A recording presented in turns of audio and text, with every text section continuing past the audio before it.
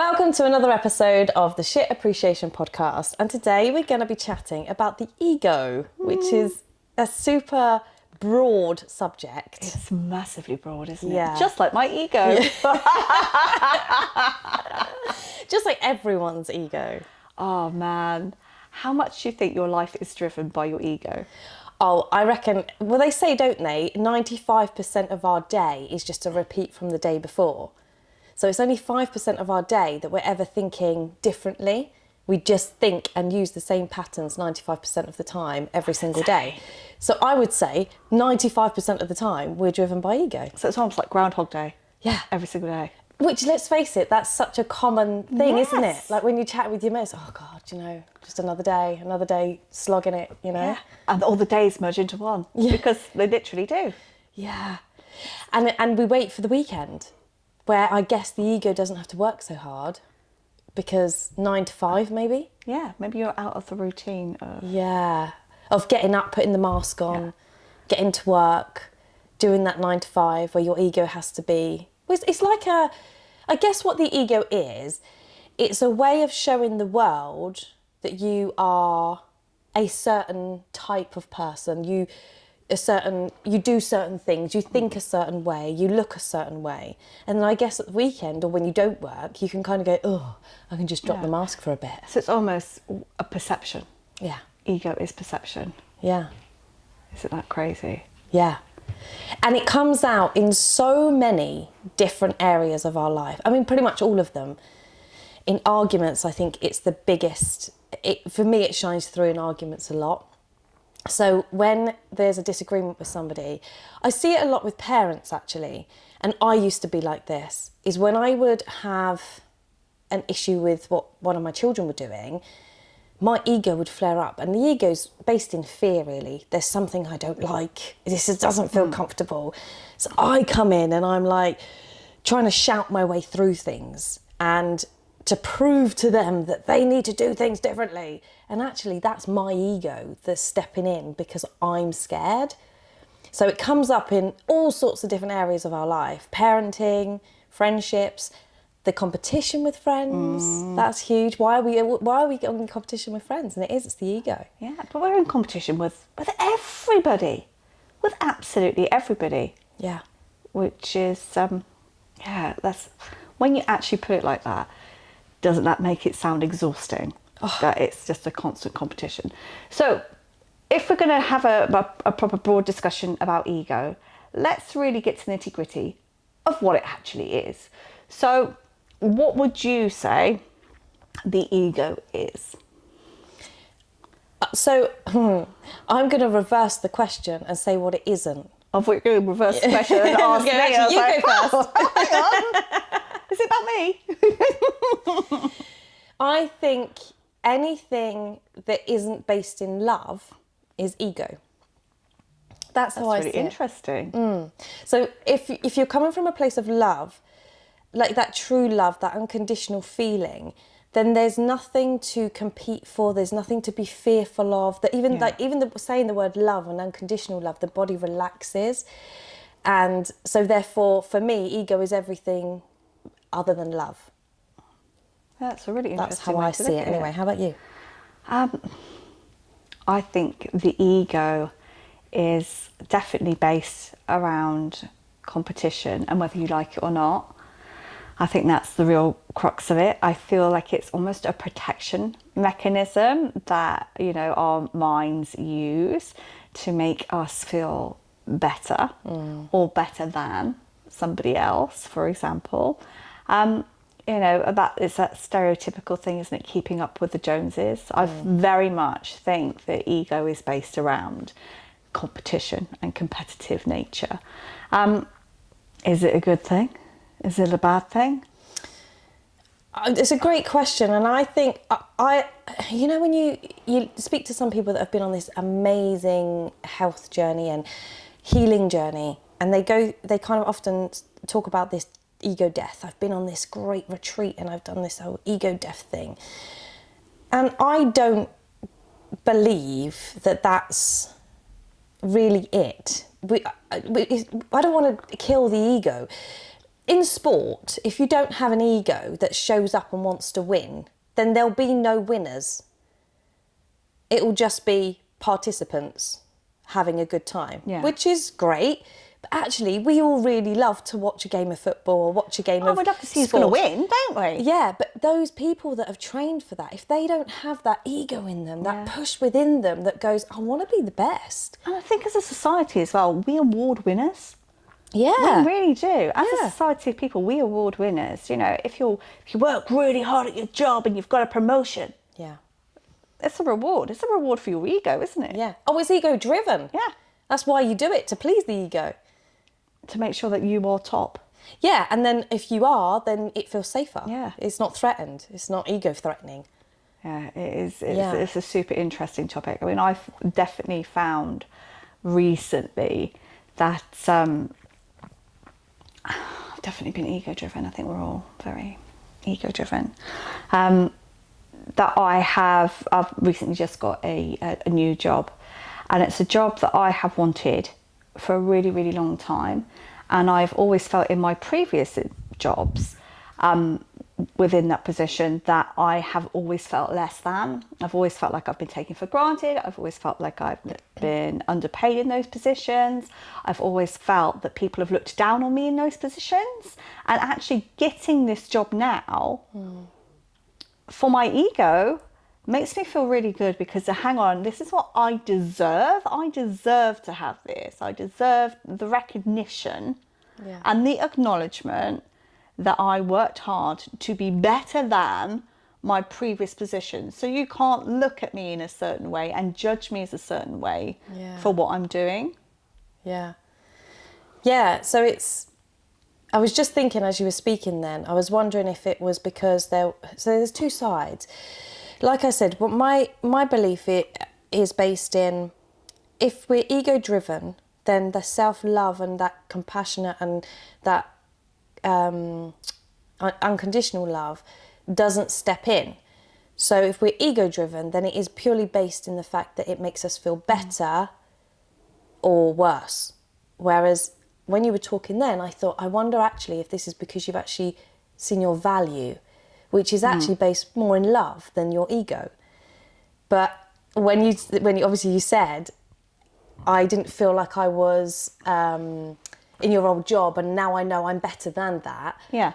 I don't know. How do you feel? Where do you think you're coming from? I don't know. I don't know. Okay. I think that is the thing as well. Do we really know what is actually driven by us with loving intention, or what is driven by us wanting to feel better than somebody else? And that is a really interesting. Oh, it was definitely a fine line. Yeah. And it's, I think we've spoken about it in previous podcasts as well. But I think there is so much competition out in the world for everything. And I think, historically, we were always in competition for food. We were always in competition for resources. So there is a part of that, the sort of like basic human nature that has fundamentally we've needed the ego to survive. Yeah. And now I think it's, we want to feel better than others. So we want to have the fancy car. We want to have the holidays. We want to have this up. Because there is no one on earth that goes and buys a new car and doesn't tell everybody about it. Like everybody about it. And also I know some people who go to the gym, and if they're on a weight loss journey and that type of thing, and they're literally post it on Facebook every single day, been to the gym, been to the gym, been to the gym. And you don't post these things unless you want comments coming back to you. And a lot of those comments tend to be, oh, you're doing so well, look at you, check you out, you're doing great. And that person is purely posting to fuel the ego. To have all those people going, oh yeah, well done. Well done you. Yeah. Well done you. It's funny you mention that, because I run every now and then, a few times a week, a couple of times a week. Not very far and not very fast, but I do it. And I recently, every time I post on my Strava, I put it as totally private, so only I can see it. Because I'm literally, I just want to keep a record of my own, what I'm doing. I do not need or want any of the, I'm not saying that as in, oh, you know, look at me, I'm not running from ego. I'm saying it's interesting because I've made that change, and I'm wondering whether it's because I feel comfortable in my running to just get on with it, or it could be the opposite. I don't feel comfortable in my running, so I'm hiding it. So it's a question mark again over that, isn't it? It's like, am I loving myself that much that I don't really need it, don't really want to share it, I'm okay with just me knowing? Or is it, actually, I suddenly feel a bit insecure and I want to hide away from the world? But this is it. Big question mark. But society, like with social media, the whole thing is about ego. The whole thing, every single post is all about having feedback, having comments, having likes, having other people that you don't necessarily know or know well to be able to look at you and look at your life and go, oh, they've done well. And the sad thing about this is that then other egos outside look in and judge themselves through their ego eyes on everybody else's life, which is being portrayed through their ego anyway. So it's ego against ego. It's like, well, my ego needs to keep up with their ego, which is just, it's just bonkers. But this death of the ego thing is not, it's not possible, because like you were saying, we need it for that survival. We need it. Years ago, it's, well, actually, I need to eat. So there's a survival thing in there. But I do believe in today's world, because potentially of social media, it's really heightened now. And I love the example of when you go out and you see someone in the car and you're angry because they've cut you up, or they're angry at you because you've cut them up or whatever. There's absolutely no time for human error when the ego gets involved. It's not a case of going, oh gosh, they didn't notice me, maybe they're in a hurry. It's just straight to, what are you doing? Why did you cut me out? It actually happened to me. I pulled out of this junction and I looked obviously left and right, and I pulled out and genuinely did not see this car. I think he was travelling a little bit fast, and he came up and he literally, my bumper hit his tyre it was touching it, but there was no impact. And he came out and got out the car and he was yelling at me. He was like, what are you doing? You're stupid. Da, da, da, da. I saw you looking and you pulled out and da, da, da, da. And I stood and said to him, I looked at him and I went, I didn't do that on purpose. Why would I choose to do that on purpose? Because that's a dangerous move. Like, I'm not going to pull out. If someone's travelling quite fast, I'm not going to pull out in front of them. That's silly. Yeah. So therefore he came out with his ego, literally shouting at me because I scared him, I frightened him. That's fair enough. Or he just thought, fuck you, you're not pulling out, you're being cheeky. I genuinely didn't see the guy. Like, it was genuinely an accident. So then my ego kicked in of defense. So it's really interesting how it just comes up in every point of our lives. And that's why I consciously try to make that effort to just, because my nervous system kicks in very, very fast and I can get quite anxious very fast, or I get physical responses quite quickly. And I really try and take some deep breaths because I don't want to respond through that quick emotional reaction. I want to just take a breather and let the ego settle. So fine. Jeez, you're so restrained. I need to let rip, don't I? Literally. Yeah, because I'm kind of on the flip side of that, and this is it. And I am a person who knows that not everything is personal. Yeah. But boy, oh boy, do I take everything personally. I really do. On the road or on the road? On the road, absolutely. I'm like, I will honestly. You change. Who are you? Who am I?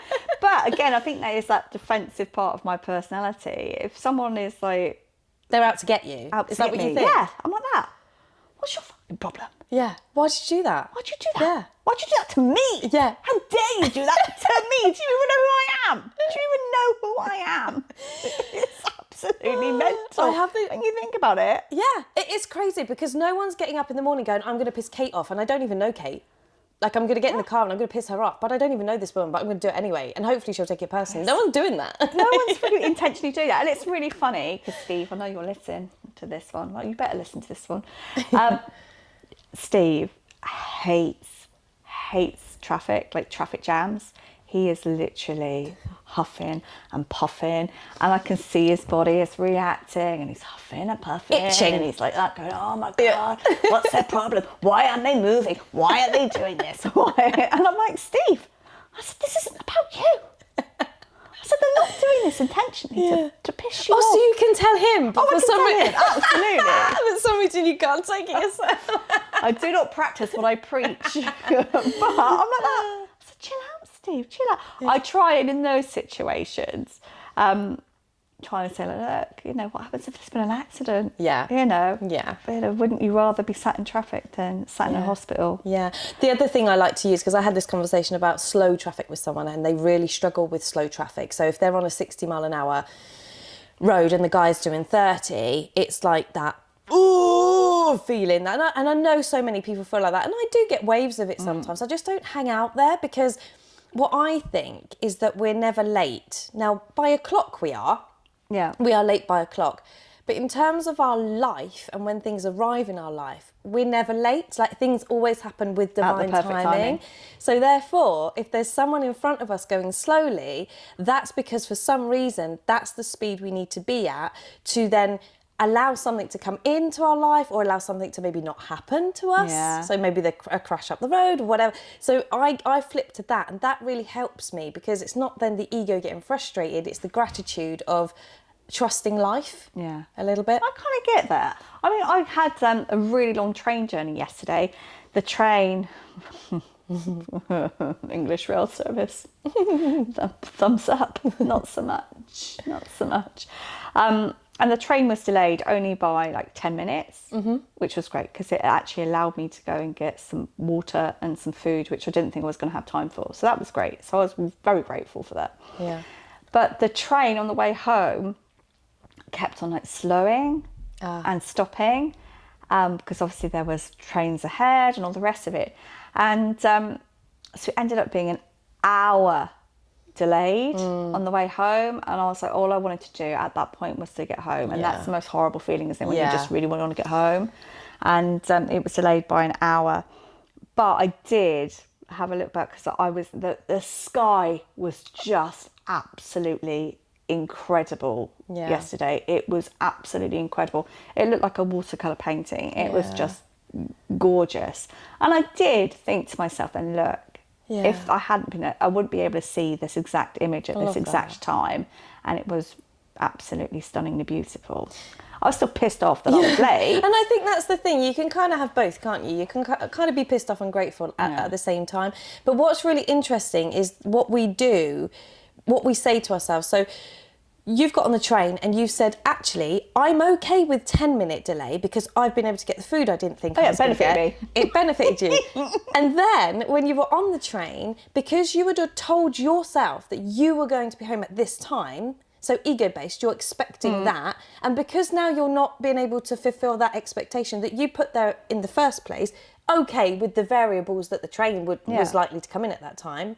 But now that that's not possible, there's a frustration, a physical response within the body, because there's life happening basically and unfolding.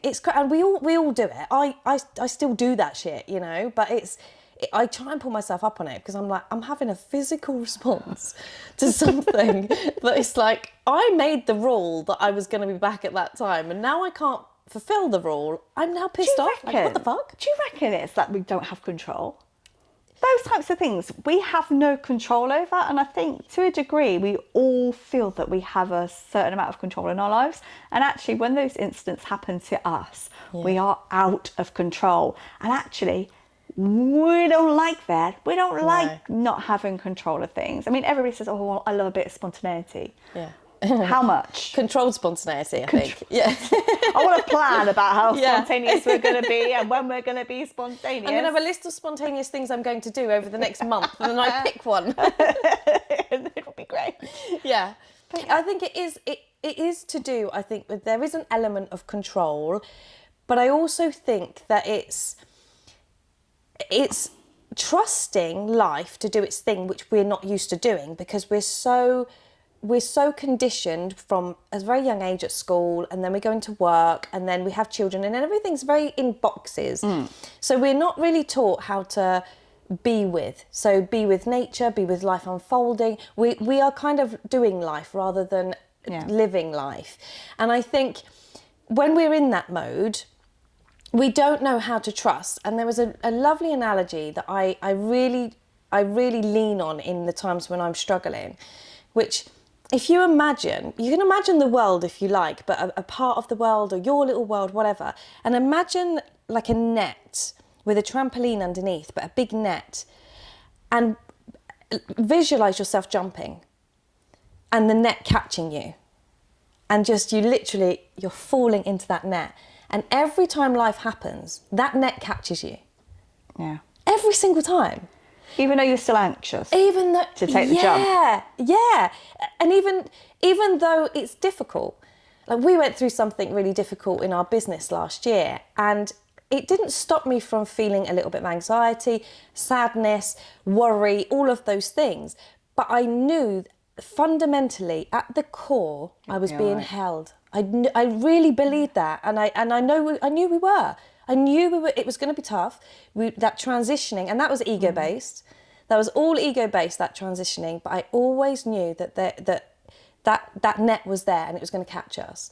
And I think when we can incorporate that in our life, that helps the ego to soften, and it's not so loud within our lives and prominent. Yeah, but that's what we've talked about this plenty of times, and this is actually part of the reason why we're doing what we're doing, is because we want people to fully understand and be able to be part of the journey with us, knowing that everything is always going to be okay. There will always be something positive that comes out of something negative, and no matter what that is, and no matter how huge that feels at that moment, there will always be something good that will catch you in the end. And whether that's going to be a week later, 2 years later, 10 years later, there's always going to be something positive that is going to be able to catch you. And it is almost letting go of that ego-based thought process where you feel so consumed with this is happening to me, things are happening to me, everything is about me. And that life is so much bigger than that. Yeah. It's so much bigger than that. And there will always be good things that happen, whether you meet really great people on your journey, whether you learn lessons about yourself, or whether you are there to help others in their journey.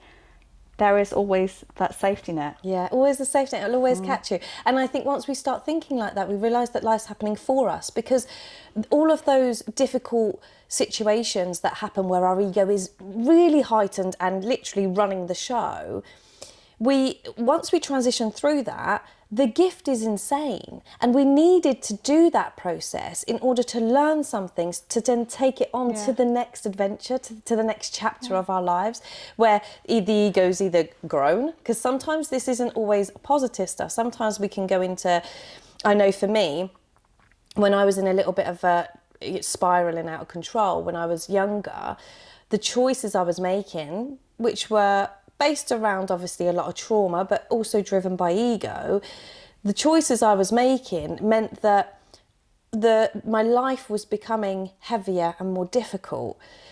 But I had to kind of sort of transition through those, and the ego almost got bigger. So it was almost as if it was like, well, now I have more to fight. I need to be more angry. I need to be louder in the way I'm, push through the world. And the idea is to soften that ego and to kind of have it humming in the background, and it pops up every now and then it kind of goes back down to sleep. But when it's literally loud, and that's when you find that it's often the people that are struggling have the loudest ego. I think there's a lot of shame around it as well, isn't there? I think you can feel ashamed of having a large ego, and you can certainly, from my experience, again, this is a kind of another beautiful story of my many stories. I was talking to a friend the other day about how when I had my first marriage breakup, and how it was embarrassing to a degree. I felt embarrassed. I felt shame. Ego threatening. Yeah. That it hadn't worked, that, they had cheated on me. That made me feel incredibly insecure about myself and the way I looked and the way that I was. which again is all ego driven. I took everything so personally, and actually, if that hadn't have happened to me during that time, and I hadn't met the other absolute wankers along the way, I would have never have been available and emotionally available at the same time that Steve was also then single and emotionally available, because months before I met him, he wasn't single and emotionally available. So actually having all those really, at the time, were very embarrassing and felt sometimes shameful experiences. If I hadn't have had those during that time, I would have never met Steve. It wouldn't have happened. Yeah. It just... Or it might have happened, but it wouldn't have worked. Yeah. We wouldn't have been in alignment with each other. Yeah.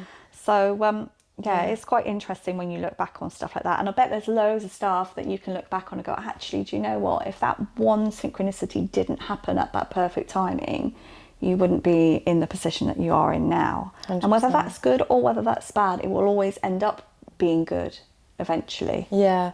Yeah, and a lot of the time, well, 9 times out of 10, I would say that most things are ego-threatening and not life-threatening.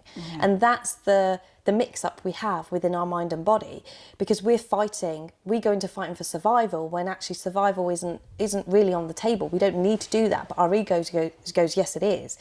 And that's when you're having a discussion with somebody, for example, and they're really pushing their opinion and they don't want to leave it, their opinion is right.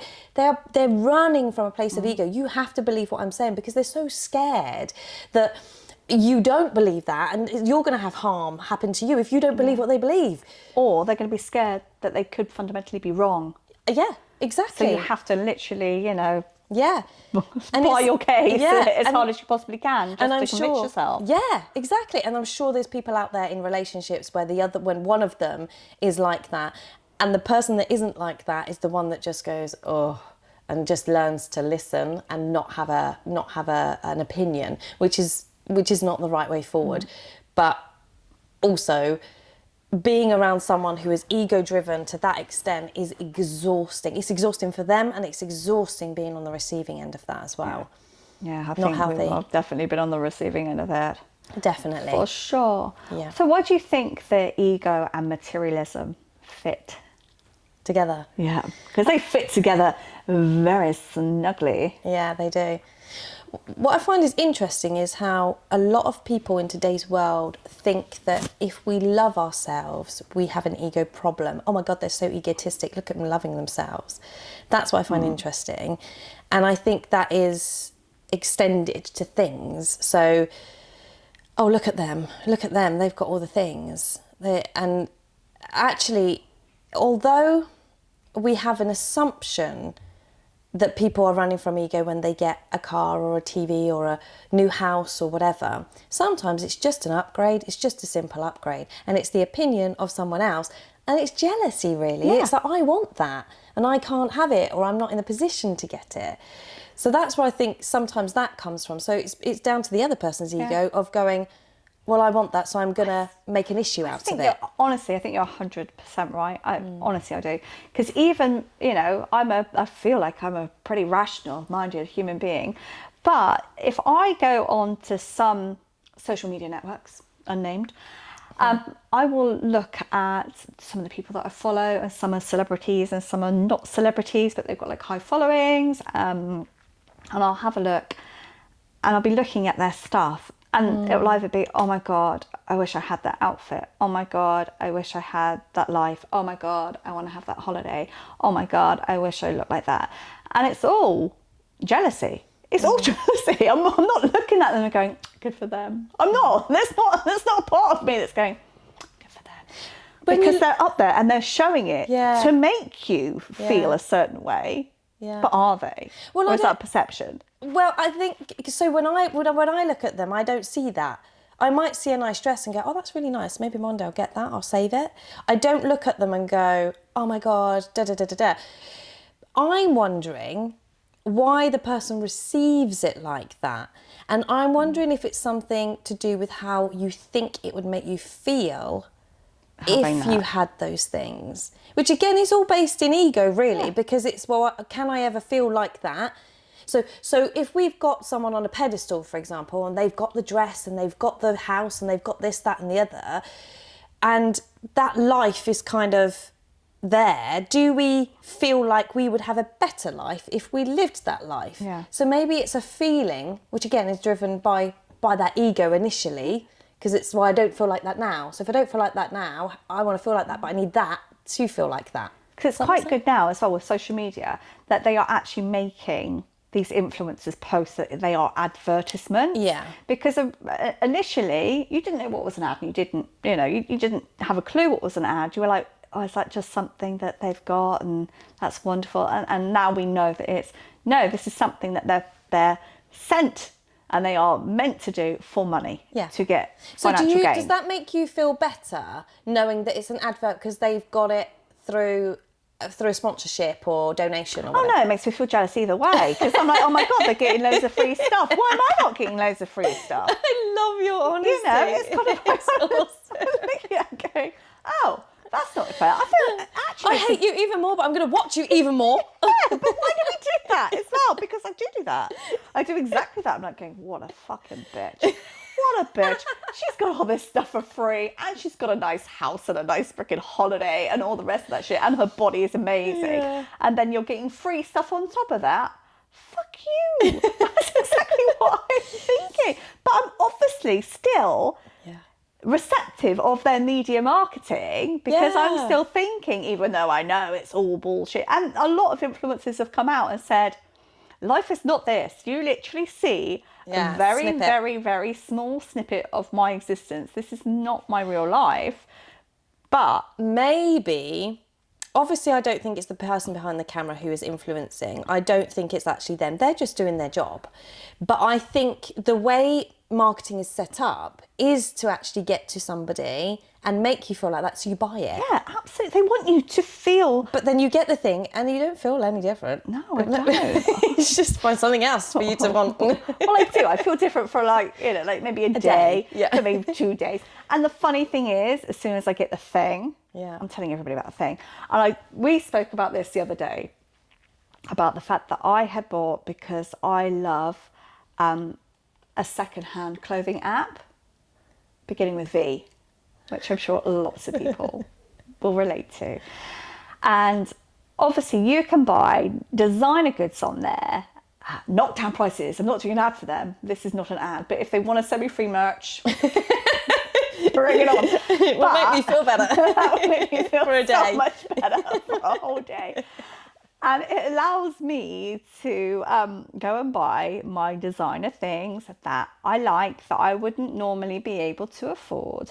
And I can remember going out with my friends, and it was for my beautiful friend Sarah's birthday. And I got dressed up and I actually felt really good. I haven't felt like myself for a really long time. I think if you've listened to the food podcast, you will understand what I'm talking about. And I got dressed up and I actually felt like me. I actually felt it's like, she's got this. Yeah. She's back. She's here. Yeah. And I put on this gorgeous pair of shoes that I had got from the app beginning with E. And I went out, and then we were outside getting some air, and literally somebody came out and said, I really love your shoes. And the first thing that came out of my mouth was not thank you very much. The first thing that came out of my mouth was the Dolce & Gabbana. That was the first thing that came out of my mouth. And was it because I was just so proud to have a pair of Dolce & Gabbana shoes? Because, in my real world, I'd never be able to afford them brand new. I just wouldn't. And I wouldn't be able to justify it. Do you know what I mean? Even if I could, I couldn't justify it. But did I say that to make me feel good that I had a pair of designer shoes? I mean, I've said Dolce & Gabbana a million times. If they don't sponsor me, I don't know what to do. It would be really sad. You're a desperate woman. I'm a size 5.5. Or did I say that so that individual looked at me and thought, oh my God. I would go back further, or go further back. Why did you buy them in the first place? Reversing, way back tan. Yeah. Why did I buy them in the first place? To get that compliment. Yeah, because they're fucking So what did that gorgeous. compliment give you? It gave me exactly what I wanted. It gave me exactly what I wanted. Gave your ego. Yeah, Because your absolutely. authentic self, which is not based in ego, Yeah. it doesn't give a shit about any of that. It really doesn't. It's based in love, in connection, in, you know, just wanting to kind of live and enjoy life in the present moment. It's not interested in labels, it's not interested in brands, it's not interested in the next new car, the bigger house, this, that and the other. So yeah, I would go all the way back to why that first initial scroll. Ooh, what's that going to give me? How's that going to make me feel when someone comments, or, you know, And it on did them? though, but Yeah. it did. I did. Do you know what? I don't disagree with it. I think when we've got like massaging someone's ego, just do it. Like, and massage mine every now and then. Like, why the hell not? It's all right to have a bit of an ego. It's when the ego takes over and starts kind of destroying our lives where it's a problem. Or when it gets a little bit too far and people are getting into debt to get these labelled things and whatever else. Then there's, you know, there's a bit of adjusting to do. Yeah, but do you know what? I just think there's a balance to be had in life, and you've got to enjoy it. And if that gives you that little sparkle of joy, then bloody take it. I can't pretend that I wasn't smug because I was You're smiling now. I'm smiling at the memory of it, going, oh, I was so smug. Yeah.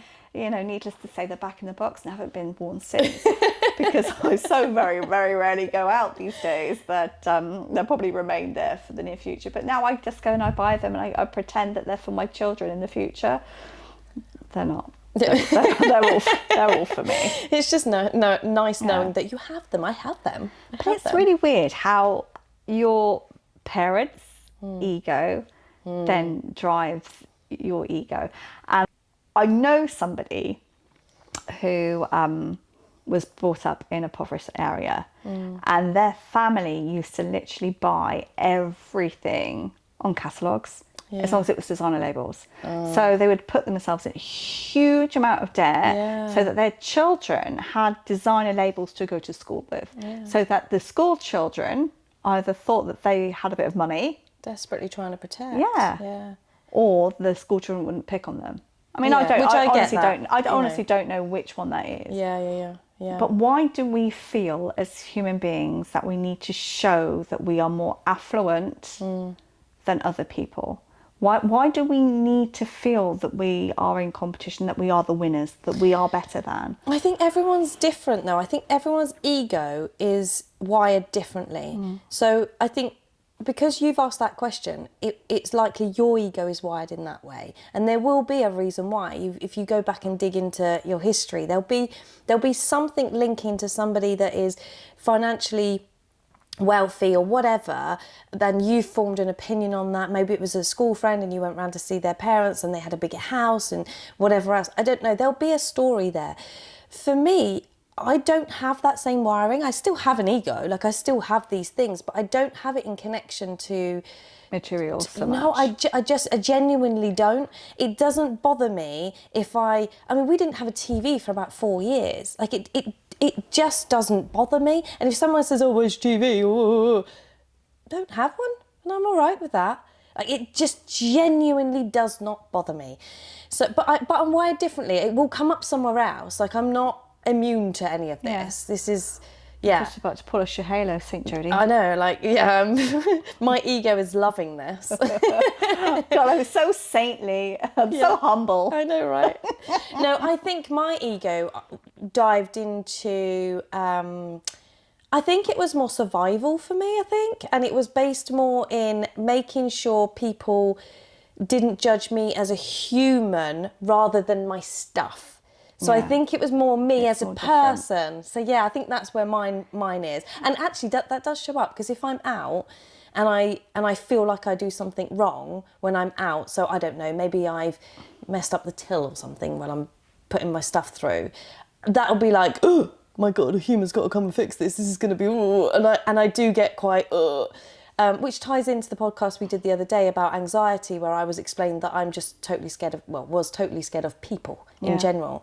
So actually, so my ego is based in that, I think, more in connection with other, direct connection with other people judging me rather than the stuff and things. It just doesn't bother me. I mean, God, I try not to be stuff and things, but Oh, hey, look, we are who we are right now. I love stuff and things. Yeah. I love stuff and things. I'm not a hoarder by any means. My husband will tell you something completely different. But I'm not a hoarder. There are certain things that I particularly like. Yeah. That feed my ego, which give me joy. One of them is cookbooks. I'd like to point out that I have used none of them. Like maybe one or two recipes, but I have a lot of cookbooks, because they look great. Of cookbooks because they look like I'm a culinary genius, but I am not. I'm really not. Me and my air fryer have become firm friends. I don't need my posh Nigel Slaters, but they look really nice on the Welsh dresser, and anybody that comes over is going to see them displayed. That I'm terrible with, and I do like to entertain. Yeah. And I love to have nice, entertaining, themed platters and things like that. But is that not what you think is done more in love? Because that really fires your I feel belly really up. It's like, this is where I can become creative. Yeah. I think that's a bit different. But I'm kind of like, am I doing that so then when it's displayed, when other people come round, they're thinking, oh, look at her lovely display. So if no one said anything, if someone came to your house for dinner and no one mentioned the decor, when everyone had left, what would you say to Steve? I would say the decor. They're not coming again. They were so jealous of the decor, they couldn't even mention it.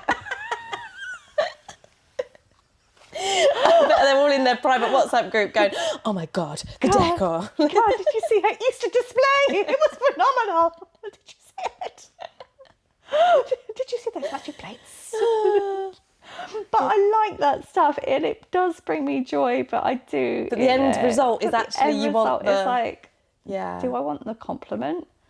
I don't know if I want the compliment or not. I mean, I want people to like it. Obviously, else I wouldn't buy it. Yeah. But I also really love it. So I'm very much mixed. Me and my ego are there, we're combined. Well, I think that's a nice balance though, because actually in hosting, it is about the guests. Yeah. And also you get to be creative. Yeah. So again, for me, that's a nice little mix up of the ego in your creation. Like, I don't know, I just feel like there's so many negative things about the ego, and actually the ego isn't all bad. Like, it's there for a reason, and it brings us some joy sometimes, I mean, God, all of my reusable bags that I have all got Waitrose on the side. I don't keep any of the Aldi ones. I keep all the Waitrose ones. That's so funny. Well, I go to Lidl with my Marks and Sparks bag. See? You're not such a saint after all, Joey. Joking. Don't do that. Oh, one year we got loads of vouchers for Marks and Spencer's at Christmas, and oh my God, I feel it's lovely. I was like, when you're pushing your trolley when you're like, yes, I shop here. I'm going to have that. Yeah. And I'm going to have that. Yes, I'm going to have 2 of those. I'm going to do a week's shop here. Yeah. And remortgage my house. But it is lovely stuff. Oh, it's gorgeous. It's really lovely stuff. Yeah. Again, any sponsorship, any freebies. Feel free. Anything, just anything from anyone. And if you've listened to the food podcast, you know that I just want the chocolate. I just want the sugar. Just bring it on. I could be your taster. All the sugar. Bring all the sugar. Yeah, it is really interesting. I think we had a conversation the other day about like vehicles and stuff like that, and that I have always really wanted to have a Range Rover. Because you think people with Range Rovers have got their life sorted? Yeah, I do. Yeah. I do. Every Range Rover I see, I'm like that. God, look at them. So our mission now to help your ego is next to time... get me a Range Rover? Well, yes, that would be great. But before that happens, I think that we should do a little task, a little mission, to go and find someone that drives a Range Rover and ask them how their life is, if they're happy. And I bet 9 times out of 10 they're going to go, don't get one, they're a freaking nightmare. They break down all the freaking time. They get stolen all the time. I don't know if that might help your ego. Probably not. But we can try. We'll go on that little mission before you buy one. Yeah, I think the ego is like, It is so conflicting, isn't it? Because we have got this part of us that really wants to feel, and I feel that that's what it probably is, isn't it? And that's the competition with each other and to feel better than others is really, and the crux of it is acceptance and feeling accepted and feeling valued and feeling worthy. And if we're seeking that, it's because we don't believe it in ourselves already. Because if we did believe that, then we wouldn't seek it. Yeah. Which is why when we're tapping into that authentic side of us, which, by the way, is very, very, very difficult. It's not an easy thing to do. That's already complete. It's already full of all of those things. So it's when we are seeking that we believe we don't have it, which is a lie. I feel that it really is stopping us from having proper connection with each other and from reaching out, and the fear of being embarrassed, the fear of feeling shame, the fear of feeling judged. Less than. Yeah, it all comes down to our inner thoughts and feelings about ourselves and our ego basically telling us that this is our protection, don't do it. But actually, the reality is that people are fundamentally good. Yeah. Human beings are fundamentally good. I'm not going to pretend that there aren't an awful lot of people in prison. There aren't an awful lot of people that do really, really terrible, horrific things. But that person in the traffic, they're not coming out to get you. The majority of human beings just want to be loved, just want connection, just want to feel that they are part of something more. And I definitely feel that this constant competition with each other is trying to feel that we belong in something, in some togetherness. Yeah, I couldn't agree with you more. I was looking the other day on social media and I saw this post, and there was a post about a situation that had happened. I won't go into it, but I'll kind of give you an outline for context. There was a situation that happened which was based around drugs, and all of these comments were, the paramedics are wasted, why did they take them, they shouldn't be there, they should be helping people that really need them. And there must have been 100 comments of people saying, well, if you do drugs, does it? Well, it turned out these people were all spiked. They didn't take any drugs, they were spiked. So all of these people that jumped onto this judgment, and they're going, well, I've never taken drugs before, and I've never done that, and if you do that, then da-da-da-da. And I was reading all of these comments, and I'm thinking, I get it from their perspective of, that's great, and the consequence is important. So if you do something like that, then there is a consequence, and that I understand that idea. What I don't understand is how we can assume and believe that we are perfect, and that's ego-based.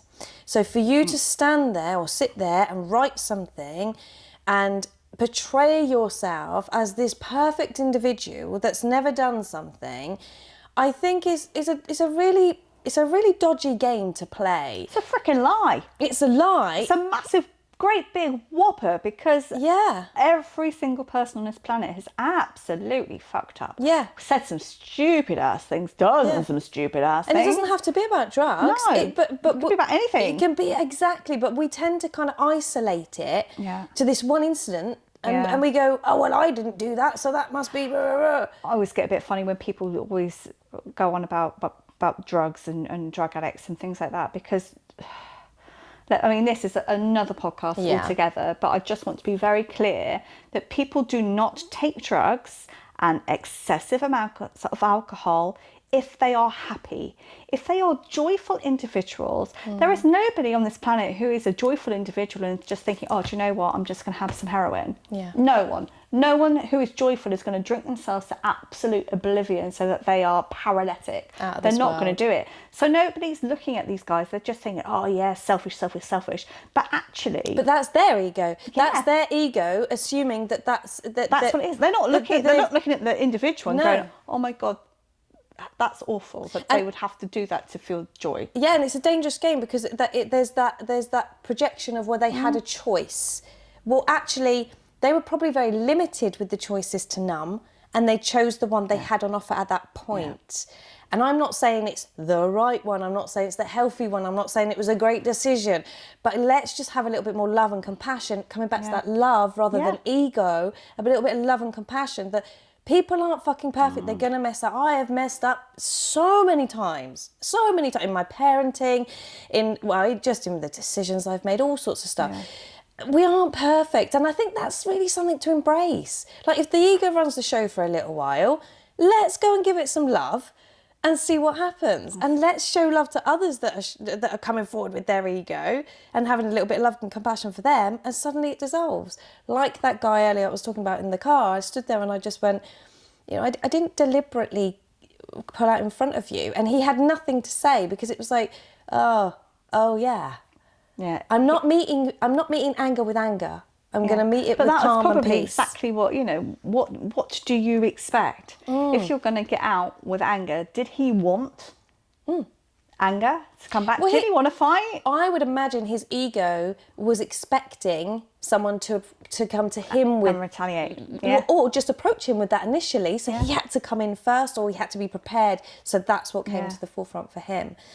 And that's how ego works, isn't it? Because it's all in defense, protection, So if he had a father that would just yell at him when he did something wrong, I've come into his space, he deems it as wrong, he's going to yell like his father yelled at him. So, but I've met him with softness and a bit of...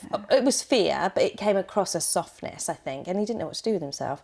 He just kind of got in his car and drove away, really. What do you think? I mean, you've touched on it briefly about, like, the comments, the keyboard warriors. Don't. The people with their ego sat behind a screen, ready to tear people down. And have such an opinion on someone they don't know. Yeah. Or they know very limited about. I find it really interesting. It's almost like they're so in their own insecurity that they can't do it to your face. They certainly can't. Well, they'd walk past you in the street. They would never be able to do it to your face, but they're more than happy to comment about your physicality, comment about your opinion, comment about religions, choices you're making, everything. And they're happy to do that. So what part of the ego do you think comes out to play when you are physically hiding? Because you are. If you're writing, I mean, it's very few and far between that people like to do positive comments. People love to do a negative comment because they just want to tear people down to make themselves feel better and make their ego feel better so that they're not so jealous. What do you think feeds that? I think there's two. There's one that they will get a lot of satisfaction out of bringing someone down. So that brings them joy, knowing that someone's feeling down. So there is that. But I also think when we're talking about social media, people tend to group together very quickly. And because there's so much negativity, if we all arrived with positivity, that would be totally flooded out with the negative comments, and people focus on the negative comments as well. So even, you see influencers that say, oh my God, I've got 100 positive comments and 2 negative, and they'll focus on the negative. Yeah. But what happens also is that they flock together. So once a negative comment happens or an opinion happens, another one will go, oh yeah. And it's that feeling that they get inside of, oh yeah, someone thinks the same as me. Yeah, we're together in this. Yeah, let's get stronger and more poisonous, basically, and spread it and just spread that negativity. It's just and really poison. strange because, I am a lady who has lots of opinions, a whole bundle of opinions. But I will go out of my way. I do not comment on things unless I firmly believe in a positive way, and it has to be positive. I will never write anything that is detrimental to anybody else because, do you know what? Whether you believe it or not, karma is a bitch. So I don't like to put it out there. And even if it is a thought in my brain, but allow that to happen. It's okay to allow it because it's your opinion and it's your thought and it's your feeling. That's it, isn't it? Why can't we? At what point? Why do you have to be heard all the time? At what point did our ego go, oh yeah, I'm going to go from a thought to, actually I'm going to say it, and now I'm going to write it and freaking post it. Because it's all about me. Just keep it in your head or say it out loud to someone in the room. You do not have to share that with the world. Because we think we're so special. We think we're so special. Well, there's something so we need from that. And so individual. Yeah. I mean, that's another beautiful thing, isn't it? I love the fact that, I definitely wasn't what you would deem as a goth at school, but I was a bit more grungy. And it was the fact that, so I got my nose pierced, and then my friend got her nose pierced twice, And then my friend got her tongue pierced. And then my friend got her eyebrow pierced. And basically, we ended up looking, even though we thought we were complete, unique individuals, we ended up all looking the same. And the society is doing that now. With tattoos, especially. Yeah, with tattoos. I love a tattoo. With looking at celebrities and wanting to mimic them and be like them, because we feel that having if the we same surgery as them. yeah, So literally look like changing them, our body. changing your body to look like somebody else, because you think if you look like somebody else that your life is going to be theirs, but it's not. Yeah. And I find it really bizarre that we think that we are so different from each other when actually fundamentally we are all incredibly alike and incredibly similar. Yeah. And if you actually spend enough time trying to connect with people properly in a positive way, you will find that. But it's like you were saying with the grouping of the meanies, you know, the grouping of the freaking keyboard warriors with the many opinions. It's not just you thinking that. No, and I think when one person says it and the other person thinks it, it gives them the go-ahead to then write it. So suddenly we're just piling on so much of this shit. We're not unique. No, really not. We're not Like we unique. started this podcast off by saying, didn't we, that 95% of our day is just recycled from the day before. And there we go. That's pretty That's much exactly it, isn't that's it? what's going on with humans as a I mean, don't think that, you know, because your thoughts and feelings and the way that you see life and the way that you hear and your experience is fundamentally unique to you. But what I'm trying to say is that we are all so incredibly similar in our fears, in our passions, and in our behaviours. That it is quite funny. I think once you start talking to more people and getting to know more people, and hopefully you will through this community, then you will find out that we all have a huge amount in common. Yeah. So what's your takeaway from today? I think I'm pretty great, to be honest with you. I'm just fucking perfect. I'm just amazing. God, I'm such a great person. I really am, and so unique. No, I think my takeaway is that, you know, I class myself as a relatively self-aware individual, but it's okay, even though you know that you're marketed to make you feel better than you were yesterday, or to make you feel better than somebody else. It's okay. We are all constantly being fed the same load of drivel, and we have been for a really, really long time. So do not beat yourself up at all for wanting that nice handbag or wanting that cosmetic brand, because do you know what? It's not all our fault. We are literally just being force-fed this stuff all the time. But also, I'm just really happy that I know that about myself. Yeah. I am self-aware, and I do know that about That's myself. probably what keeps you in check. Yeah, it absolutely does. It's not as if I get too carried away. And, you know, every now and again I take a step back and go, no, you don't need that, you dick. And then you go to a charity shop. And then I go to the charity shop, or I go on that special app, beginning with V. Yeah. You know, and it's like, keep me humble, take me down the Chazza shop. But I think that's my takeaway from myself and my ego. How about you? I love the idea of, if it's not life-threatening, it's only ego-threatening.